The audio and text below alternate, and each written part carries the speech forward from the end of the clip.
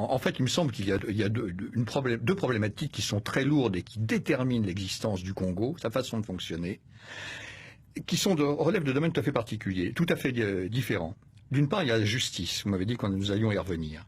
Mais il y a autre chose encore, ce sont la destruction absolue des moyens de communication dans ce pays immense et qui font qu'il ne s'agit pas de se demander si une province est plus riche qu'une autre.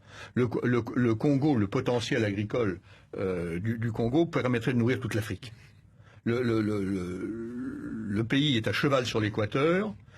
6 mois de l'année, vous cultivez au nord, 6 mois de l'année, vous cultivez au sud, et un petit peu tout le temps, vous pouvez à peu près cultiver au milieu, d'une façon ou de l'autre. Donc, il y a ce problème de communication qui fait que la richesse est à l'est, la richesse minière est à l'est, elle est donc tournée vers l'océan Indien.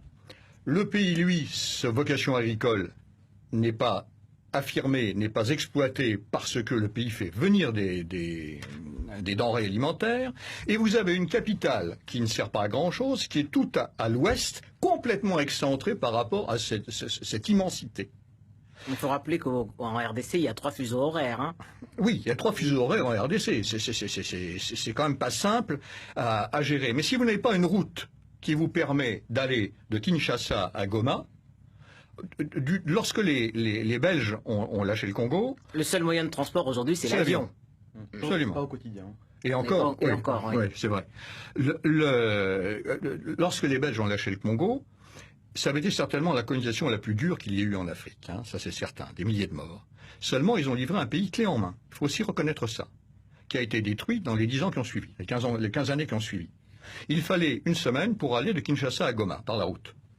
Maintenant, quand vous allez de Kisangani à Goma en une semaine, c'est que vous avez vraiment réussi votre coup. Hein. Alors ça, c'est très important parce que ça détermine tout. Le caractère excentré de Kinshasa détermine des comportements, détermine des logiques et des logiques politiques. Des logiques politiques que l'on va voir apparaître au moment des élections, parce que quand vous êtes à Maji-Maji, c'est pas la même chose que quand vous êtes à Kinshasa. Yacine Sio, vous l'avez ressenti, ce décalage cette immensité de la RDC quand vous viviez à l'Est par rapport à Kinshasa, qui est quand même le centre à la fois économique et politique. Oui, le meilleur exemple, c'est qu'en étant resté pourtant sur place presque 2 ans et demi, j'ai jamais mis les pieds à Kinshasa. Je n'y suis jamais allé parce qu'il n'y avait pas assez de vols, c'est très cher. Ça coûte presque $500 pour faire un Goma-Kinshasa, par lequel vous faites une escale en plus à Kisangani, donc parfois c'est sur 2 jours. Donc des très mauvais moyens de communication, et d'ailleurs on l'a bien vu l'année dernière au moment de la victoire de l'armée congolaise sur la rébellion. Le président Kabila a voulu faire une tournée dans la région et lui-même s'est empêtré sur les routes qui étaient désastreuses et a tenté une opération de com en montrant que lui-même essayait de reboucher les trous, ce qui a été catastrophique évidemment.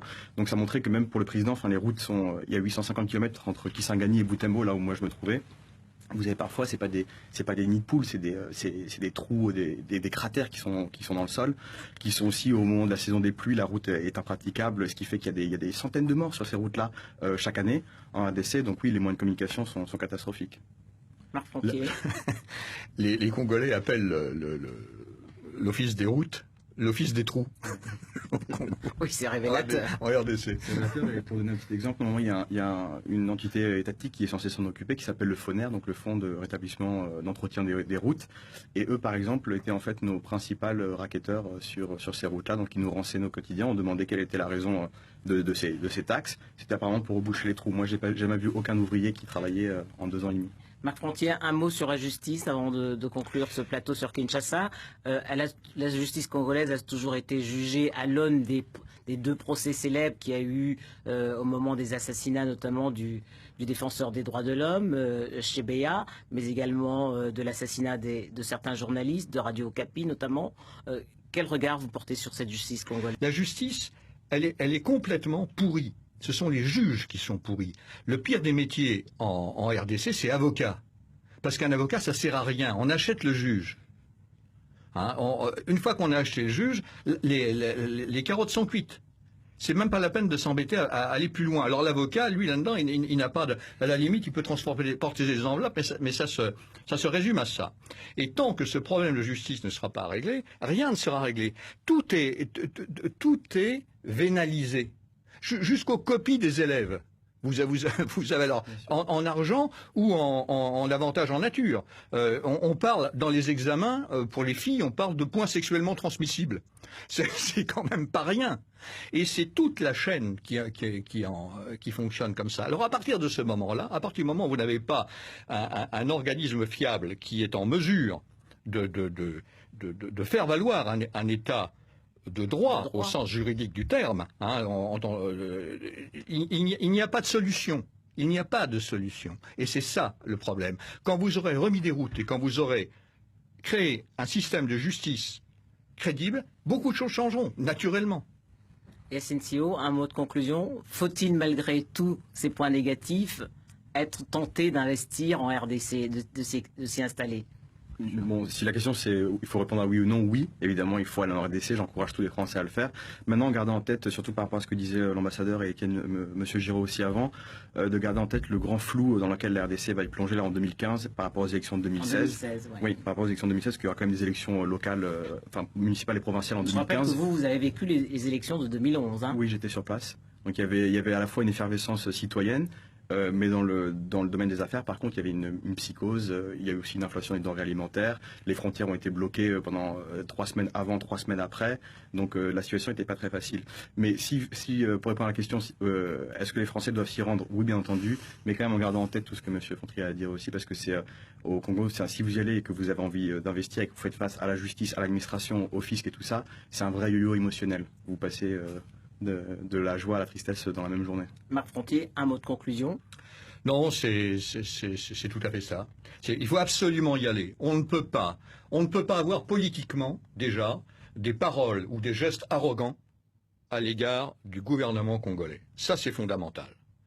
Ces gens-là sont sensibles, sont réceptifs à toute forme de mépris, donc il faut être très prudent là-dessus. Maintenant, on ne peut pas, si on prétend être un grand pays comme nous le sommes, faire l'impasse sur le plus grand pays d'Afrique, qui a le sous-sol le plus riche d'Afrique et un des sous-sols les plus riches de la planète. Il faut savoir ce que l'on veut. Donc il faut surtout aller au Congo parce que c'est la présence de ces étrangers, la présence d'entreprises que l'on peut espérer loyales qui vont permettre aux choses de changer. Parce que les Congolais sont en train de s'embourber avec des contrats léonins malhonnêtes passés avec des pays qui leur volent leurs diamants, qui leur volent leur cobalt, qui leur volent leur cuivre, qui leur volent leur terre également. On parlait de la terre tout à l'heure, mais qui les volent d'ailleurs pas seulement au Congo, entendons-nous. Mais c'est quelque chose de très important. Une entreprise aussi magnifique que la MIBA, la Gécamine, etc., sont tombées à 80% dans l'escarcelle d'opérateurs étrangers. Ça veut dire que le paysan à 50 km de Kinshasa n'aura pas de quoi acheter des intrants pour cultiver sa terre. Ce sera le mot de la fin. Merci à Marc Frontrier. Je rappelle que vous êtes consultant Afrique d'itinéraire interculturel et puis à Yacine Sio, cofondateur d'Amani Express.